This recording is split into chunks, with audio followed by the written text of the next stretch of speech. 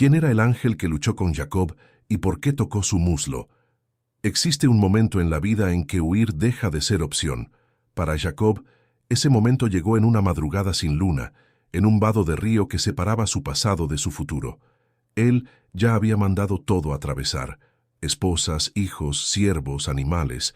Se quedó solo, y fue exactamente allí, en el silencio absoluto, que manos desconocidas lo agarraron. Ninguna palabra, ninguna explicación, apenas lucha, por horas, hasta los huesos. La Biblia registra ese combate en apenas 12 versículos, concentrados en Génesis 32. Pero lo que sucedió aquella noche ecoaría por toda la historia de Israel y moldearía la identidad espiritual de millones de personas a lo largo de más de 3000 años. Antes de continuar con el vídeo, ¿quieres fortalecer tu vida de oración y además ayudar a nuestro canal a crecer? He preparado un material con más de 50 oraciones especiales para guiarte. Haz clic en el enlace de la descripción y ayuda a nuestro proyecto a divulgar la palabra de Cristo. Aprovecha también para dejar tu like, suscribirte al canal y activar las notificaciones para no perderte ningún mensaje. Y escribe en los comentarios desde dónde nos estás viendo. Quiero mucho saber de qué lugar esta palabra está llegando hasta ti. Para entender la magnitud de aquel encuentro, es preciso volver 20 años en el tiempo y examinar la trayectoria de un hombre marcado desde antes del nacimiento. Jacob no era un viajero cualquiera atravesando un río cualquiera. Él era el hijo de Isaac, nieto de Abraham, heredero de una promesa que se remontaba a generaciones y que cargaba el peso de una alianza divina.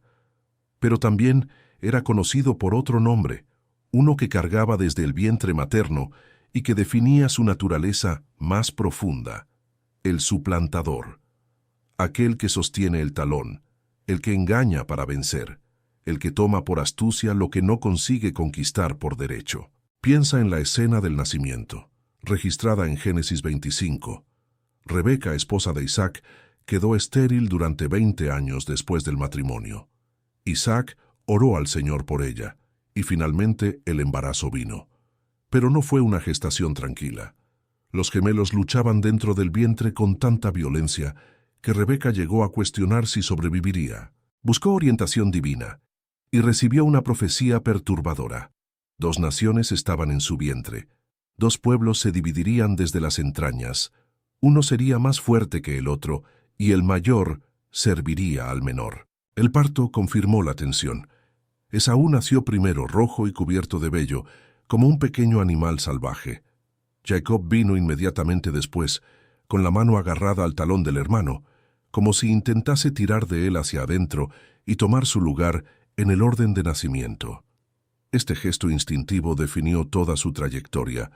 Durante décadas, Jacob vivió intentando conquistar por astucia lo que la naturaleza había dado a Esaú por pocos segundos de diferencia. Los hermanos crecieron en direcciones opuestas.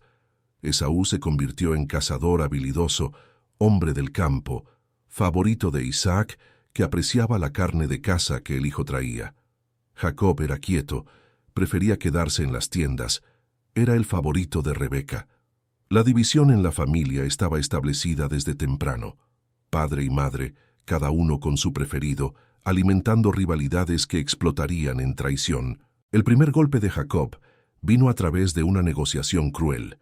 Un día, Esaú volvió del campo completamente exhausto, hambriento al punto de sentir que moriría si no comía inmediatamente.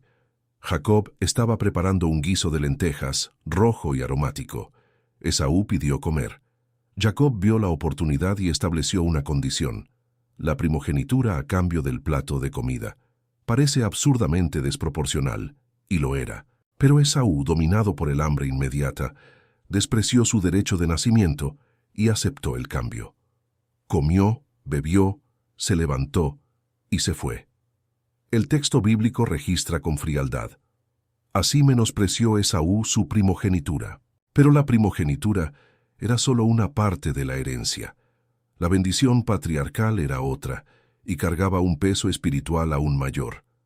Años después, cuando Isaac estaba viejo, ciego y sintiendo la muerte acercarse, llamó a Esaú y pidió que fuese a cazar y preparase su plato favorito.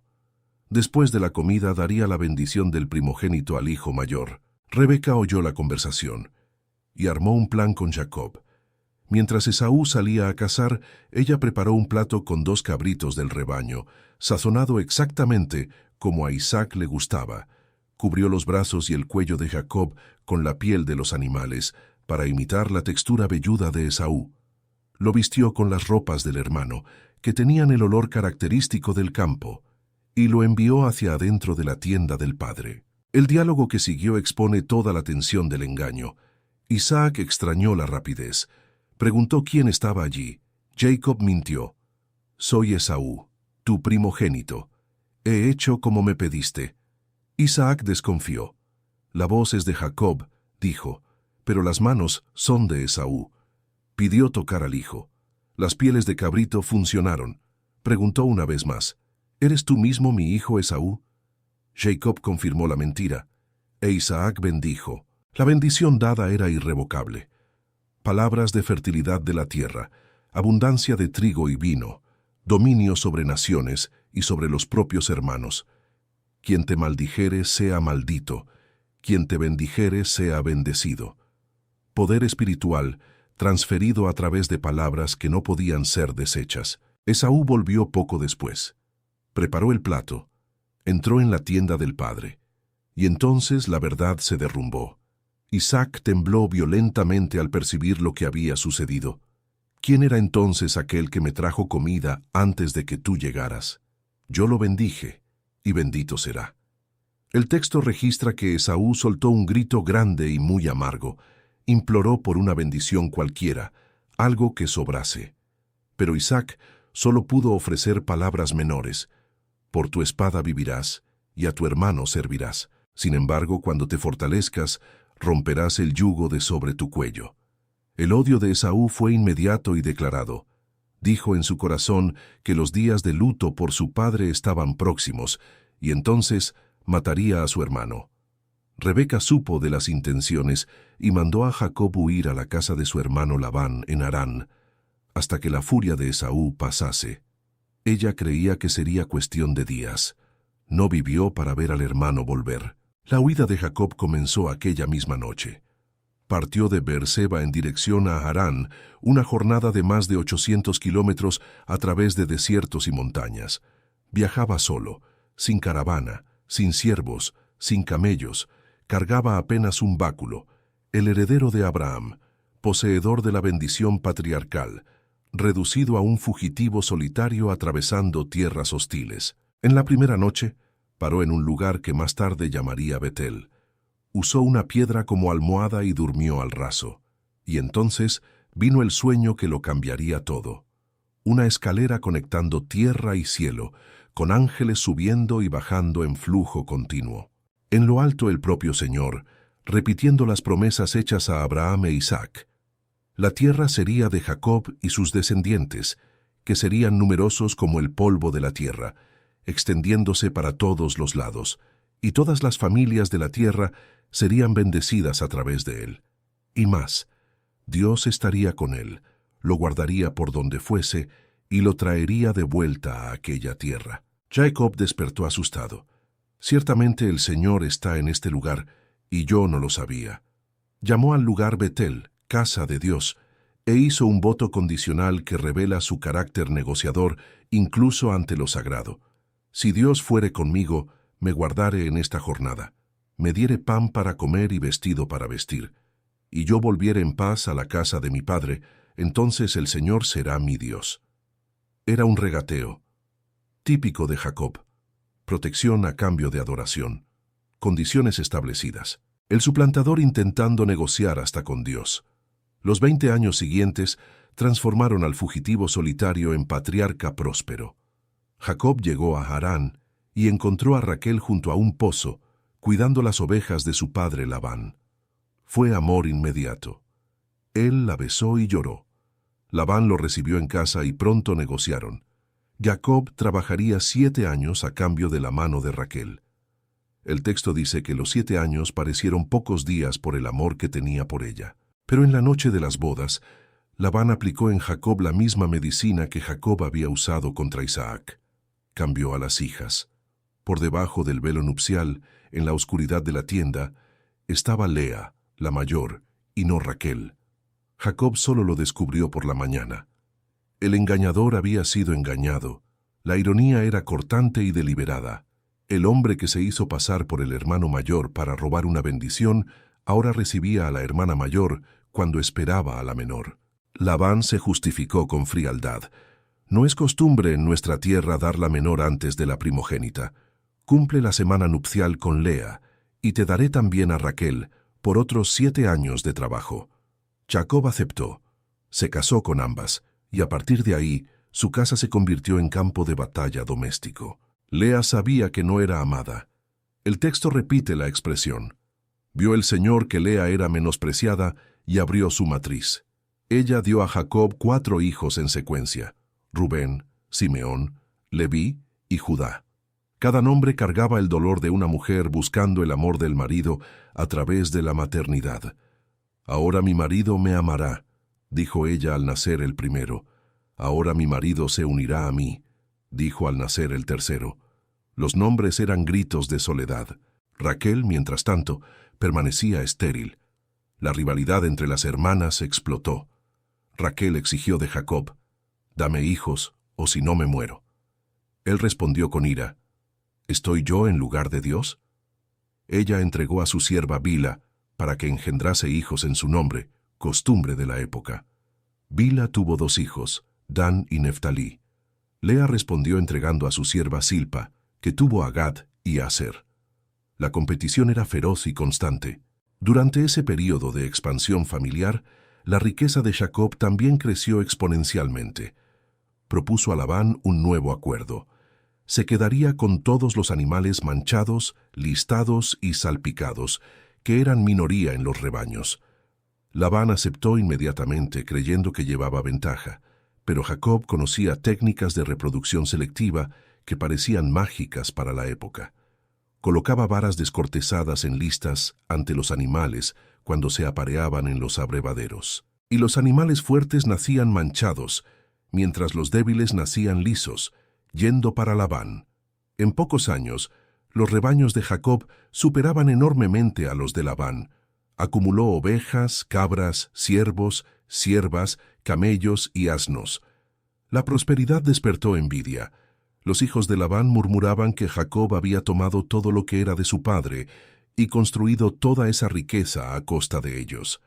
El propio Labán cambió de actitud, y Jacob percibió que su semblante no era más favorable. Entonces Dios habló nuevamente: «Vuelve a la tierra de tus padres y a tu parentela, y yo seré contigo».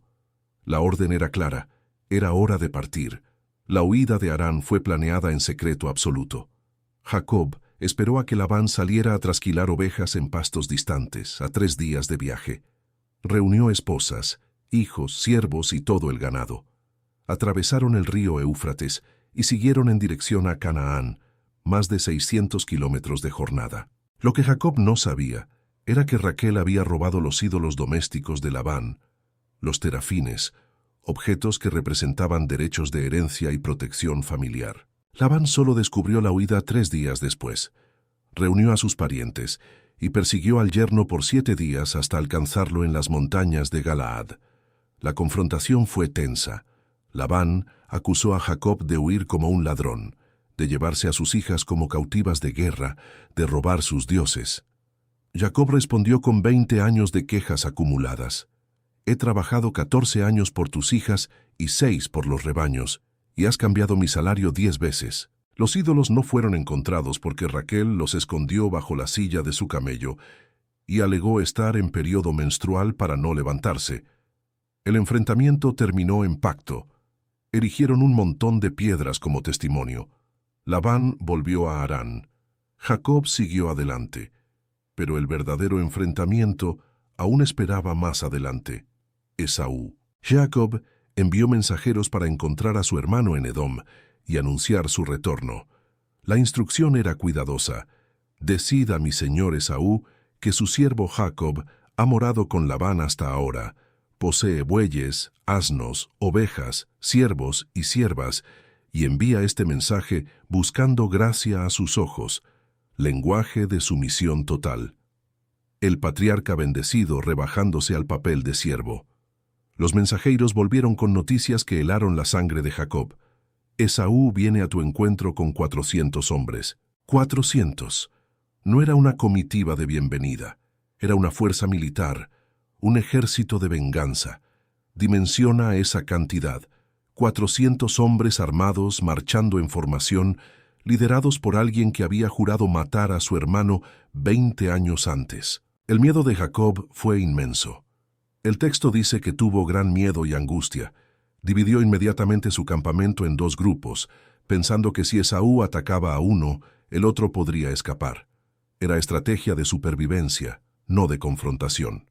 Él no tenía fuerzas para resistir a 400 guerreros. Entonces Jacob oró, y por primera vez en el registro bíblico, su oración no fue regateo, fue súplica genuina.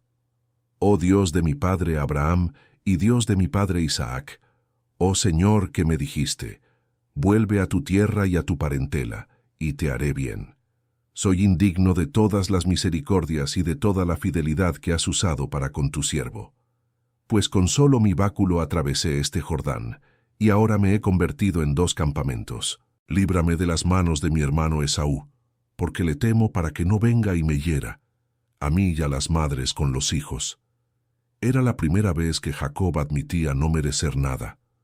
La primera vez que reconocía el miedo sin intentar manipular la situación.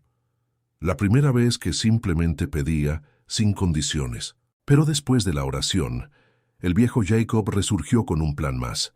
Presentes, muchos presentes.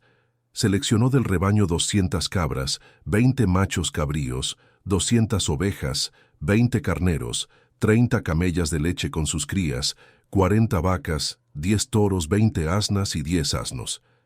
En total 580 animales, una fortuna andante, divididos en grupos separados. Cada grupo sería enviado en secuencia, con intervalos de distancia precediendo a Jacob. Cada siervo llevaba la misma instrucción. Cuando Esaú pregunte de quién son estos animales, responded que son un presente de su siervo Jacob para su señor Esaú. Y añadid que él mismo viene justo detrás, onda tras onda de generosidad calculada. Jacob esperaba que el cúmulo de presentes ablandase la ira del hermano antes del encuentro cara a cara. Era la última manipulación antes del enfrentamiento inevitable. Aquella noche, hizo a su familia atravesar el vado de Jaboc. El río era un afluente del Jordán, con cerca de 30 metros de ancho en algunos puntos, encajado entre acantilados rocosos. La travesía nocturna, con 11 hijos, 4 mujeres y centenares de animales, fue arriesgada y caótica. Pero Jacob quería distancia, quería poner agua entre los suyos y el peligro que se aproximaba. Después de que todos pasaron, Jacob se quedó solo en la margen oriental. El texto no explica por qué. Tal vez quería un momento para procesar todo. Tal vez estaba paralizado por el miedo. Tal vez consideraba huir en otra dirección y abandonarlo todo. Los comentaristas especulan. Algunos dicen que volvió para buscar objetos pequeños olvidados. Otros sugieren que necesitaba tiempo para orar más. Lo que sabemos es que la soledad de aquella margen sería el escenario del encuentro más transformador de su vida. Y entonces, en la oscuridad total, alguien lo agarró. No hubo presentación, no hubo aviso, no hubo explicación. Apenas manos firmes sujetando, tirando, forzando. Apenas lucha. El texto hebreo usa la palabra ish, hombre, para describir al oponente. No ángel, no Dios, hombre. Pero ese hombre tenía un poder que excedía cualquier capacidad humana, y aún así no conseguía vencer a Jacob. La lucha duró la noche entera, horas de combate cuerpo a cuerpo, en el oscuro absoluto en la margen pedregosa del río, con el sonido de las aguas como único testigo.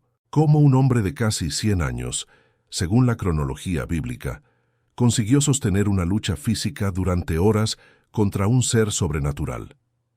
Esa es una de las muchas preguntas que el texto deja en abierto. La resistencia de Jacob parece tan extraordinaria como la contención de su oponente. ¿Por qué el ser misterioso no simplemente venció? Si era una manifestación divina, tenía poder para acabar con el combate en segundos. ¿Por qué permitir que la lucha se prolongase hasta el amanecer? Algunos estudiosos sugieren que la lucha no era sobre fuerza física, sino sobre algo más profundo. Era una prueba de persistencia, un examen de determinación. Dios no quería derrotar a Jacob, quería revelar lo que había dentro de él. La noche entera de resistencia mostró algo que décadas de engaños habían escondido. Bajo toda la astucia, había un hombre que no desistía, que se aferraba, que luchaba hasta el fin. Cuando el ser percibió que no prevalecería de forma convencional, hizo algo que lo cambió todo. Tocó la articulación del muslo de Jacob, un único toque, breve, preciso, y la cadera se desplazó instantáneamente. El dolor debió ser lancinante. La articulación de la cadera es una de las mayores y más estables del cuerpo humano. Desplazarla requiere una fuerza inmensa en circunstancias normales o un trauma violento. Pero bastó un toque. El patriarca, que luchaba de igual a igual, fue reducido instantáneamente a un hombre cojeando, incapaz de mantenerse en pie solo, colgado de su oponente ya no por fuerza, sino por puro desespero. ¿Por qué específicamente el muslo? En el pensamiento hebreo antiguo, el muslo no era solo un miembro, era un símbolo cargado de significados. Representaba la descendencia, la fuerza generacional, la continuidad del linaje.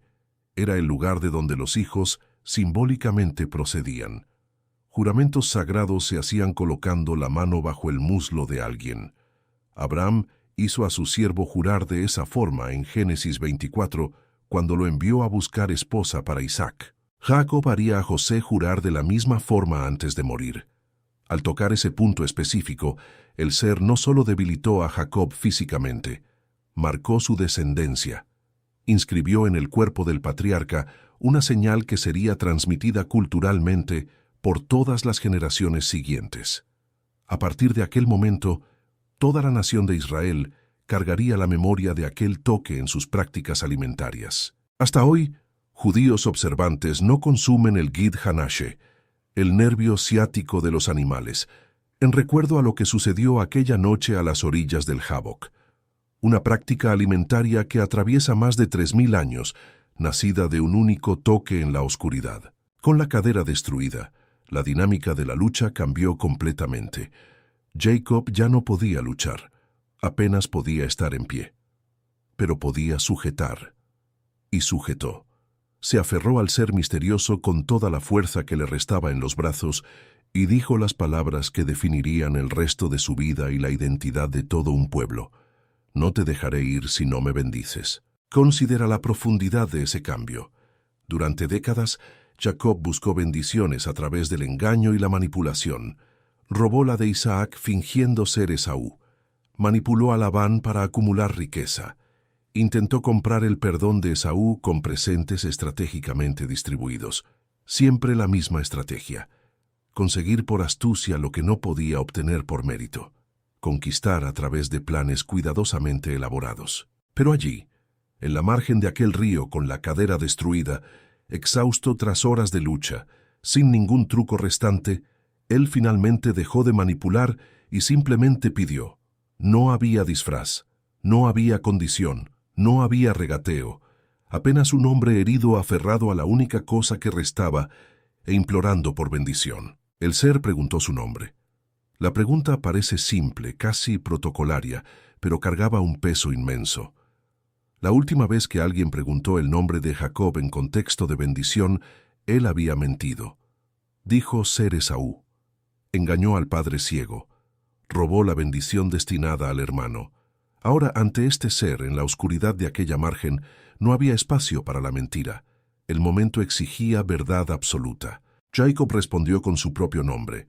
Por primera vez registrada en contexto de bendición, él no fingió ser otro. Reconoció quién realmente era. Jacob, el suplantador, el engañador, el que sostiene el talón, el que roba, el que manipula. Toda una vida de identidad construida sobre el engaño, finalmente confesada ante lo sagrado. Y entonces vino la transformación que ecoaría por milenios. No te llamarás más Jacob, dijo el ser, tu nombre será Israel, porque has luchado con Dios y con los hombres y has prevalecido. Israel, Yisrael en hebreo, un nombre que combinaba él, Dios, con Sara, luchar o prevalecer, aquel que lucha con Dios, o, en otra interpretación igualmente válida, aquel con quien Dios lucha. O aún, Dios prevalece. La ambigüedad del hebreo es deliberada y rica. El nuevo nombre no simplificaba la relación con lo divino, la complicaba, la elevaba, la transformaba en algo dinámico, en constante tensión creativa. Jacob no dejó de existir en aquel momento, pero Israel nació, y ese nombre no sería solo la identidad de un hombre transformado, sería la identidad de una nación entera, de un pueblo elegido, de una fe que sobrevivió a imperios, persecuciones, exilios e intentos de exterminio. Los 12 hijos de Jacob se convertirían en las 12 tribus de Israel. La nación que nació de aquella familia cargaría para siempre el nombre dado en la margen del Jaboc. Cada judío a lo largo de milenios, al identificarse como parte de Israel, invoca consciente o no aquella noche de lucha. La identidad colectiva se construye sobre un fundamento de confrontación divina. Ser Israel es ser parte de un pueblo que lucha con Dios y no suelta. Jacob intentó entonces descubrir el nombre de su oponente. «Dime, te ruego, tu nombre». La respuesta fue evasiva y cargada de misterio. «¿Por qué preguntas por mi nombre?» Y lo bendijo allí mismo, sin revelarlo. El ser mantuvo su identidad oculta, pero confirió la bendición solicitada. El misterio permaneció, pero la transformación se completó. Jacob llamó al lugar Peniel, que significa rostro de Dios, y declaró con espanto reverente: «Vi a Dios cara a cara, y mi vida fue preservada». Era una declaración extraordinaria. Ver a Dios cara a cara, según la teología hebrea, era morir. Éxodo registraría más tarde que nadie podría ver el rostro de Dios y vivir, pero Jacob vio y sobrevivió. Lo imposible había sucedido en aquel vado de río. El sol nació mientras él comenzaba a atravesar. El texto bíblico se esmera en registrar ese detalle con precisión. Y el sol nació sobre él cuando pasó por Peniel. La noche de lucha terminaba. Un nuevo día comenzaba. Una nueva era se inauguraba. Y Jacob, ahora Israel, cojeaba. Cada paso era agonía. La cadera desplazada convertía el caminar en un suplicio continuo. El hombre que había corrido de Esaú 20 años antes, ahora apenas conseguía arrastrarse en dirección al hermano. Pero seguía. Ante él, 400 hombres armados aguardaban. Atrás, una noche que había cambiado absolutamente todo. Él no era ya el mismo hombre que había atravesado a sus familiares horas antes. El cuerpo cargaba la marca indeleble. La identidad cargaba un nuevo nombre. Y algo más fundamental había cambiado. Él ya no estaba huyendo. Estaba caminando en dirección al enfrentamiento, no en huida de él. El encuentro con Esaú sucedió horas después, en uno de los momentos más tensos de toda la narrativa patriarcal. Jacob vio al hermano acercándose con los 400 hombres y reorganizó su caravana una última vez. Colocó a las siervas y sus hijos al frente, a Lea y sus hijos después, a Raquel y José al final, en la posición más protegida. Él mismo fue delante de todos, y entonces se postró, 7 veces hasta el suelo, en una demostración completa y absoluta de sumisión. Ninguna estrategia final, ninguna manipulación de última hora, ningún discurso preparado, apenas humildad encarnada en reverencias repetidas, mientras avanzaba cojeando en dirección al hermano que había jurado matarlo. Esaú hizo lo completamente inesperado. Corrió al encuentro de Jacob, lo abrazó, se lanzó sobre su cuello, lo besó y lloró. Los 400 hombres armados permanecieron parados mientras 2 hermanos separados por 2 décadas de odio y miedo se reconciliaban en lágrimas. Observa el contraste impresionante entre las 2 noches de Jacob. Pasó horas luchando ferozmente para conseguir una bendición de un ser que no quería darla fácilmente. Pero la reconciliación con Esaú vino a través de la rendición completa. El hombre que siempre calculaba meticulosamente cada movimiento finalmente se entregó sin reservas y descubrió que la ira que temía hace 20 años se había disipado por completo. El hermano que jurara matarlo ahora corría para abrazarlo. Esaú preguntó sobre las mujeres y niños. Jacob presentó a su familia. Esaú preguntó sobre los rebaños enviados como presente. Jacob insistió en que los aceptase. Esaú se resistió, diciendo que tenía suficiente. Jacob insistió más. Si he hallado gracia a tus ojos, acepta el presente de mi mano, pues he visto tu rostro como si hubiera visto el rostro de Dios, y me has sido favorable. La frase es reveladora. Jacob comparó el rostro de Esaú al rostro de Dios. Horas después de declarar haber visto el rostro de Dios en Peniel, encontró el reflejo divino en el rostro del hermano que lo perdonó. El encuentro con lo sagrado continuaba desplegándose a través del encuentro con lo humano. Pero ¿quién era, al final, aquel ser que luchó con Jacob durante toda aquella madrugada? El texto bíblico mantiene una ambigüedad deliberada que generó siglos de interpretación. En Génesis 32 es llamado simplemente hombre, Ish. Jacob declara haber visto a Dios cara a cara. El profeta Oseas, escribiendo siglos después, describe el mismo evento diciendo que en el vientre Jacob agarró el talón de su hermano y en su fuerza luchó con Dios, luchó con el ángel y prevaleció.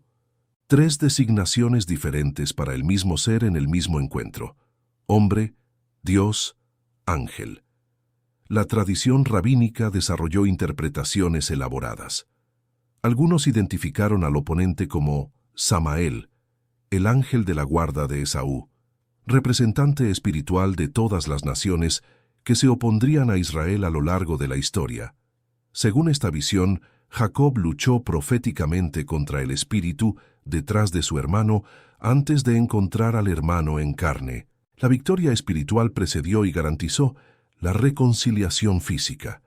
Otros rabinos sugieren que era el propio Esaú en forma espiritual, una especie de proyección astral del hermano que Jacob necesitaba enfrentar simbólicamente antes del enfrentamiento real. Esta interpretación enfatiza la naturaleza psicológica y espiritual del combate más que su dimensión física. Para muchos comentaristas cristianos a través de los siglos, la respuesta apunta a algo aún mayor: la negativa a revelar el nombre, la autoridad absoluta para cambiar identidades, la declaración de Jacob sobre haber visto a Dios y sobrevivido, el poder de bendecir con palabras irrevocables. Todo sugiere una teofanía, una manifestación del propio Dios en forma humana tangible. Algunos teólogos van más allá e identifican al ser como el Logos preencarnado, el Verbo divino que se haría carne siglos después en Belén. Las apariciones del ángel del Señor en el Antiguo Testamento frecuentemente cargan características que sobrepasan a cualquier ángel creado. Ese ser que luchó con Jacob podría ser una de esas manifestaciones cristológicas, el Hijo Eterno, apareciendo en forma visible antes de su encarnación permanente. Lo que sabemos con certeza absoluta es que el encuentro fue real, fue físico, fue transformador y fue preservado en la memoria de Israel como fundacional. Jacob entró en la lucha como un fugitivo aterrorizado. Salió como un patriarca renombrado. Entró intentando escapar del pasado que lo perseguía. Salió listo para enfrentar el presente que lo aguardaba. Entró como Jacob, el engañador. Salió como Israel, aquel que lucha con Dios. La cadera desplazada permaneció como testimonio físico permanente. Por el resto de sus días, más de 40 años de vida aún por delante, Jacob cojeó. Era imposible esconder lo que había sucedido aquella noche. Cada paso irregular contaba una historia. Cada dificultad al caminar era una proclamación silenciosa. La herida no era una vergüenza a ser escondida, era una credencial a ser exhibida. Esta dimensión corporal de la transformación espiritual atraviesa toda la narrativa bíblica y ofrece una reflexión profunda sobre la naturaleza de la fe. Abraham cargó la marca de la circuncisión en su propio cuerpo. Moisés tuvo la mano que quedaba leprosa como señal. Isaías tuvo los labios tocados por un carbón encendido. Pablo menciona un aguijón en la carne que Dios se rehusó a remover. Los encuentros verdaderos con lo sagrado no son solo experiencias mentales o emocionales. Se inscriben en la carne. Dejan marcas visibles, transforman la propia materialidad de la existencia. El impacto cultural del episodio moldeó prácticas que permanecen vivas hasta hoy, más de 3000 años después. La prohibición de comer el nervio ciático, el Gid Hanasheh, se convirtió en ley alimentaria formal codificada en la tradición rabínica. Carniceros judíos pasan por entrenamiento específico para remover ese nervio de forma apropiada y completa. En comunidades donde la remoción es considerada muy compleja o trabajosa, simplemente no se consume la parte trasera del animal, evitándose toda la región para garantizar que ningún fragmento del nervio prohibido sea ingerido. Miles de años después, aquel toque aún determina cómo familias enteras se alimentan. Lo que sucedió en una única noche, en un vado de río en el antiguo Oriente Medio, continúa presente en cocinas de Nueva York, Tel Aviv, Londres y Sao Paulo. La memoria permanece viva no en libros, sino en comidas cotidianas. Peniel también se convirtió en un lugar de memoria geográfica, aunque la localización exacta sea disputada por arqueólogos e historiadores. La región del Vado de Jabbok permaneció como referencia espiritual. El nombre continuó resonando: Rostro de Dios, un lugar donde cielo y tierra colisionaron por algunas horas de oscuridad intensa. La narrativa también inauguró una teología de la lucha que permea toda la espiritualidad judeocristiana. En el pensamiento bíblico que se desarrolló a partir de este episodio, luchar con Dios no es blasfemia, es relación, es intimidad, es una forma legítima de fe. Los salmistas que vendrían después de Jacob clamarían, cuestionarían, incluso acusarían a Dios de abandono e indiferencia. ¿Por qué escondes tu rostro?, pregunta el Salmo 44. ¿Hasta cuándo, Señor? ¿Me olvidarás para siempre?, cuestiona el Salmo 13. Job discutiría con el Creador por capítulos enteros, exigiendo explicaciones que no vendrían. Los profetas negociarían, argumentarían, protestarían contra órdenes divinas que consideraban injustas. Jeremías acusaría a Dios de haberlo seducido y engañado, y en ningún momento eso sería tratado como pecado o rebelión. Al contrario, la fe que solo acepta pasivamente parece menos valorada en las Escrituras que la fe que se aferra, que cuestiona, que lucha, que exige respuestas aún sabiendo que pueden no venir. Jacob en la margen del Jabbok se convirtió en modelo de ese tipo de espiritualidad combativa. No te dejaré ir si no me bendices. Esa frase simple se convirtió en arquetipo de oración persistente que atraviesa tradiciones y denominaciones. No es resignación piadosa, es determinación feroz. No es sumisión pasiva a circunstancias, es compromiso activo con lo divino. Jacob no pidió con delicadeza ni aceptó el rechazo. Él agarró, sujetó, insistió, y Dios honró esa terquedad sagrada. El nuevo nombre Israel cargaba y continúa cargando un significado que sobrepasa a cualquier individuo. Israel no sería solo la identidad de un hombre transformado, sería la identidad de una nación entera, de un pueblo elegido, de una fe que sobrevivió a imperios, persecuciones, exilios e intentos de exterminio. Los 12 hijos de Jacob se convertirían en las 12 tribus de Israel. La nación que nació de aquella familia cargaría para siempre el nombre dado en la margen del Jabbok. Cada judío a lo largo de milenios, al identificarse como parte de Israel, invoca, consciente o no, aquella noche de lucha. La identidad colectiva se construye sobre un fundamento de confrontación divina. Ser Israel es ser parte de un pueblo que lucha con Dios y no suelta. La jornada de Jacob continuó después del Jabbok, pero como hombre transformado. Volvió a Canaán. Se estableció en Siquem, donde compró tierras y erigió un altar. Enfrentó la tragedia de la violación de su hija Dina y la venganza sangrienta de sus hijos Simeón y Leví, que masacraron a toda una ciudad. Perdió a Raquel durante el parto de Benjamín en el camino a Efrata, enterrando al gran amor de su vida a la orilla del camino. Creyó por años que José estaba muerto, despedazado por animales salvajes, cuando en realidad los propios hermanos habían vendido al muchacho como esclavo a mercaderes que lo llevaron a Egipto. La túnica de colores manchada con sangre de cabrito Era una mentira cruel de hijos que habían aprendido a engañar con el padre que también engañaba. El ciclo se perpetuaba dolorosamente. Pero al final, la redención vino. José no estaba muerto. Se había convertido en gobernador de Egipto, segundo en poder solo después del faraón. El hambre que asoló Canaán llevó a los hermanos a Egipto en busca de grano, y allí el reencuentro sucedió. Jacob descendió a Egipto con toda su familia, 70 personas en total, y reencontró al hijo que lloraba hacía décadas. El patriarca murió a los 147 años, rodeado por descendientes que formarían una nación. Antes de morir, bendijo a cada uno de los 12 hijos con profecías específicas sobre sus destinos. Las manos que habían agarrado el talón de Esaú en el nacimiento, que habían sujetado al ser misterioso en la margen del río, que habían trabajado 20 años en los campos de Labán, ahora reposaban sobre las cabezas de nietos, confiriendo bendiciones finales. Jacob pidió ser enterrado en Canaán, en la cueva de Macpela, junto con Abraham, Sara, Isaac y Rebeca. José cumplió el pedido con una procesión fúnebre de proporciones egipcias que impresionó a los habitantes de Canaán. El cuerpo fue embalsamado según la costumbre egipcia, preservado para la larga jornada de vuelta a la tierra prometida. Cuando el sol nació sobre el Jaboc, Jacob atravesó el río cojeando. No era ya el mismo hombre. Cargaba una cadera desplazada, un nombre nuevo y una certeza que ninguna riqueza podría comprar. Él había visto a Dios cara a cara y sobrevivido. El engañador se había convertido en Israel, aquel que lucha con Dios y prevalece. Siglos después, sus descendientes aún honrarían aquella noche.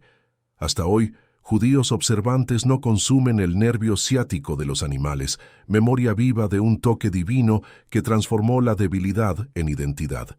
El muslo herido no fue castigo, fue firma. Y tal vez sea esa la mayor enseñanza de aquella madrugada a las orillas de un río olvidado en el antiguo Oriente Medio. Los encuentros verdaderos con lo sagrado no nos dejan intactos, nos quiebran en el lugar exacto donde creíamos que éramos fuertes. Y es justamente allí, en el punto de la fractura, donde nace quien realmente fuimos llamados a ser. Jacob entró en la lucha buscando protección contra el hermano que temía. Salió de ella cargando un propósito que sobrepasaba cualquier miedo terrenal. Cojeando, sí. Herido para siempre, sí. Pero finalmente, después de décadas de huida y engaño, íntegro.